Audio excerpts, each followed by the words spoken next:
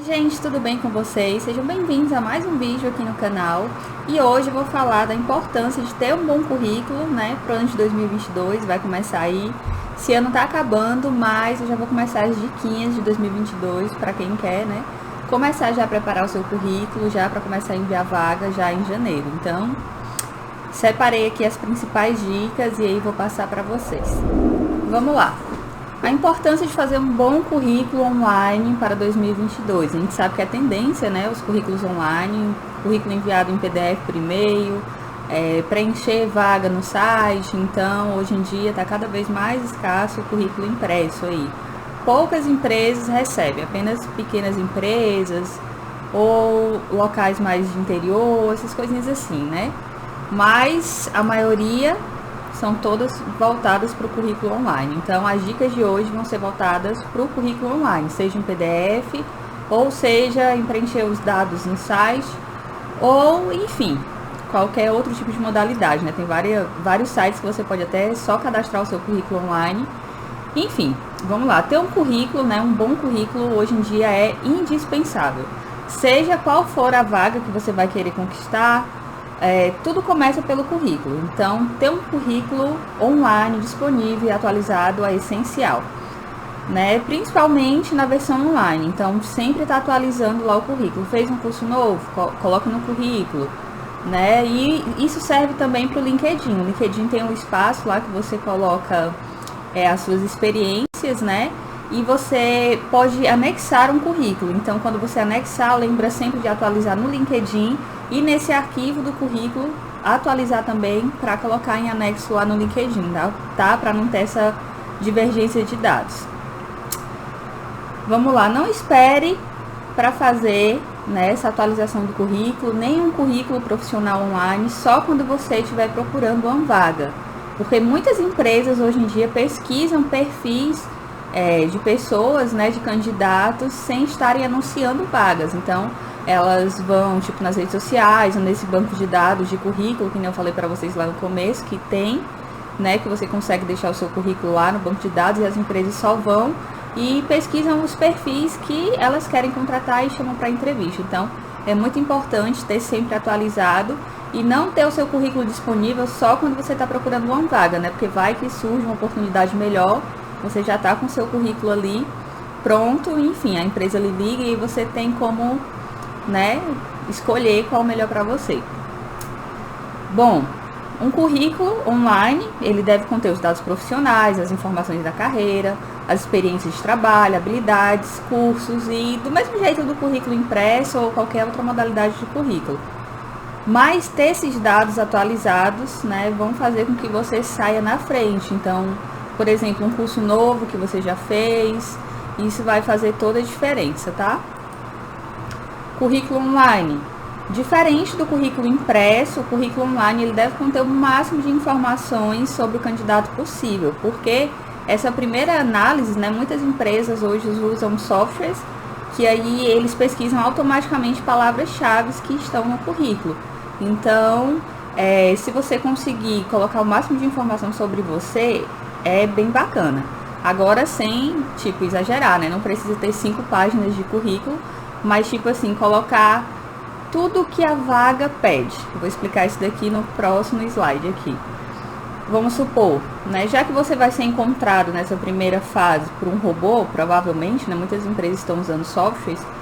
Você deve preencher o currículo, né, online, apresentando as suas habilidades, seus cursos e as experiências com os termos corretos. Então, tipo assim, não é só o tamanho do currículo. Não adianta fazer 50 páginas de currículo falando a mesma coisa, porque sua chance não vai aumentar. Mas é usar os termos certos, né, da forma como são buscados pelos recrutadores. Por exemplo, se na vaga tem dizendo experiência internacional, você tem que colocar esse termo, né, lá no currículo, experiência internacional, mesmo que você já tenha comentado algo tipo assim, vivência em outros países, como a Ásia, etc. Você pode colocar experiência internacional no título e aí você coloca vivência em países da Ásia, enfim.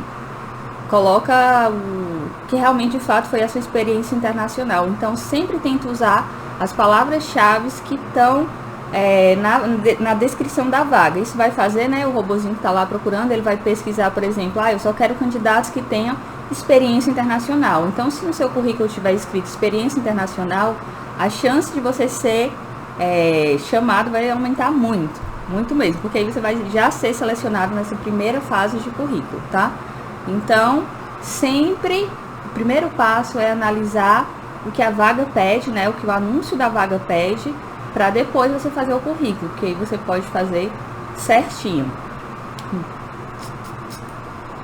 Outro ponto importante é considerar o formato do currículo. Se você está preenchendo num site de vaga, ou num currículo online, ou mesmo no LinkedIn, ou em outras ferramentas, você não vai precisar da formatação, né? Tipo assim, deixar tudo retinho, apenas que você se atente a colocar na ordem cronológica inversa, que é aquela, né, do mais recente para mais antigo. Isso serve para curso, formação, experiências, enfim, qualquer coisa, tá?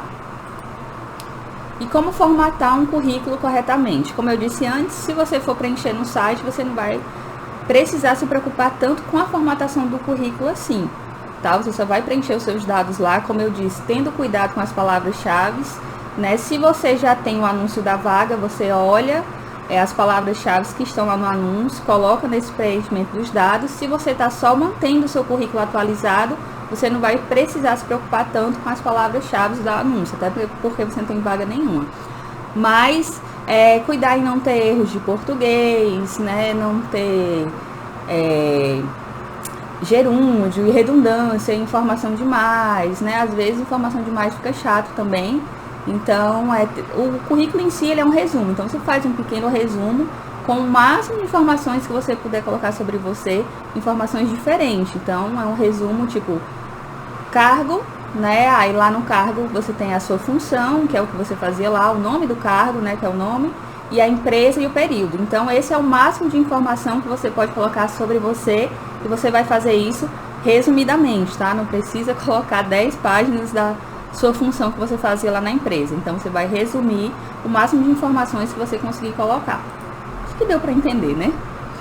Se você estiver fazendo o currículo pelo Word ou qualquer outra ferramenta, você precisa tomar alguns cuidados, principalmente com os erros de português, com a formatação, né? Deixar sempre alinhadinho, começar com o mesmo alinhamento, terminar, espaçamento de linha, de letras, deixar tudo igualzinho, exceto com título, subtítulo, né? Porque isso daí você vai dar uma diferença. Então, o ideal é você escolher uma fonte simples, fácil de ler, que utilize a mesma no documento inteiro. Então, os títulos todos têm que ter a mesma letra, o mesmo tamanho, a mesma fonte, o mesmo tamanho.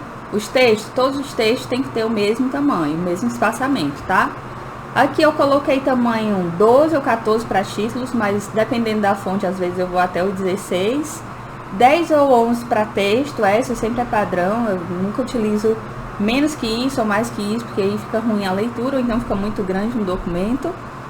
Você pode separar os tópicos com espaço duplo, né, dá 2 espaços. Pode deixar os títulos em negritos ou não, dependendo da fonte que você vai escolher também.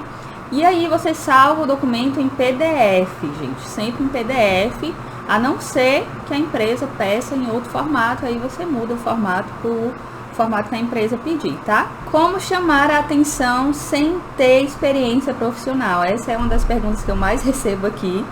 Muita gente procurando o primeiro emprego, né, saindo da escola, enfim. Quando você não tem experiência, você pode utilizar suas experiências acadêmicas ou escolares, né? Por exemplo, participação de grêmio estudantil conta, participações em grupos de estudo, projeto de pesquisa, feira, Olimpíadas, enfim, e até atividades voluntárias conta. E também conta aquele emprego, né, que você tem, por exemplo, você trabalha na casa do seu pai, ou seu pai tem um mercadinho e aí você ajuda ele.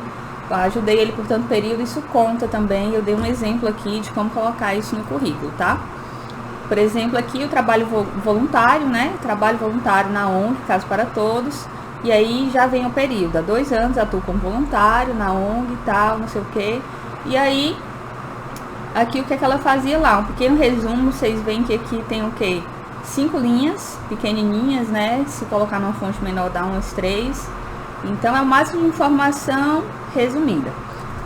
E se for, deixa eu voltar aqui. Se for experiência como projeto de pesquisa, feira, aí você coloca a data que você participou da feira ou do congresso, tá? Tal, na universidade tal, coloca o nome. Se for projeto de pesquisa, coloca também o período que você ficou e um pouquinho resumido o que você fazia lá. Então, assim, não tem erro. Esse foi o vídeo de hoje. Hoje foi bem rapidinho, né? Diquinhas rapidinhas. E se você ficou até aqui, muito obrigada por assistir o vídeo. Se você quiser fazer um currículo profissional, me chama, que tá o meu Instagram e e-mail. É só você entrar em contato que eu passo o valor. E aí a gente conversa para saber como que vai produzir, tá? E é isso. Se inscreve aqui no canal se você for novo por aqui. Beijos e até o próximo vídeo. Tchau!